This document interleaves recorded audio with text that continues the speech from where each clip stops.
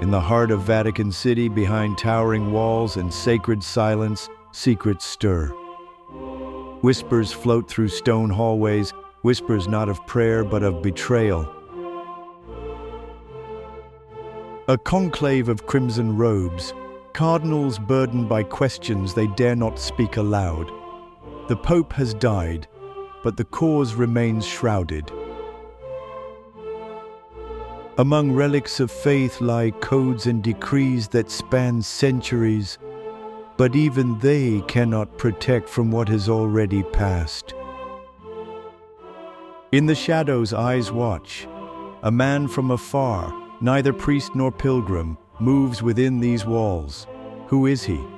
And why was he summoned? Days before his death, the Pope met with a mysterious envoy from Africa. Their conversation, sealed in secrecy, is now the epicenter of speculation. This was never just about faith, it was about power. And where power crosses continents, truths become casualties. Now only silence remains. But silence too can speak, if one knows how to listen. Thousands of miles away, a different kind of ritual unfolds. In the land of his ancestors, a truth keeper walks, not to mourn but to remember. Nature speaks first when spirits are disturbed. The animals know. Before man senses the storm, the wild ones cry warning. The winds turned red, like the earth bled from its soul. Mothers whispered of omens, and old warriors lit herbs for protection.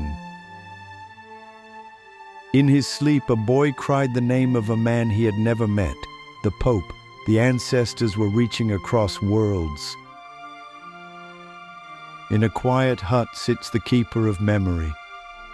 She holds words written in blood, on bark, on banana leaf.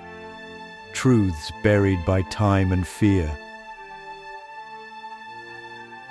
Once her son stood in Rome and told truths no one wanted to hear.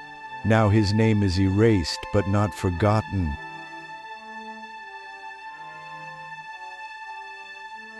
In the Vatican, documents disappear, but fire cannot consume what has already been carried in spirit. Not all courts wear robes of law.